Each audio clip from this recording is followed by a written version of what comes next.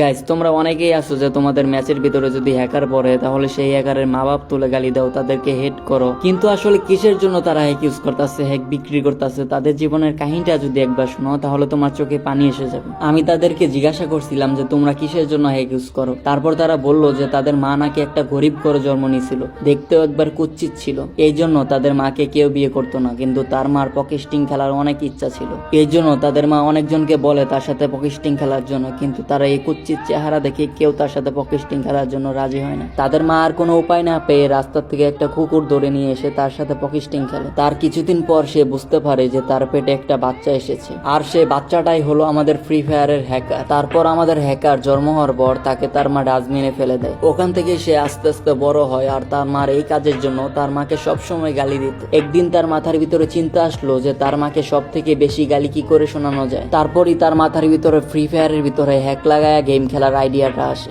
আর তাদের আইডিয়াটা সফলভাবে কাজে লাগে। ঠিক এই জন্য তাদের মা বাপ তুলে গালি দিলে তাদের কোনো যায় আসে না, তারা আরো খুশি হয়।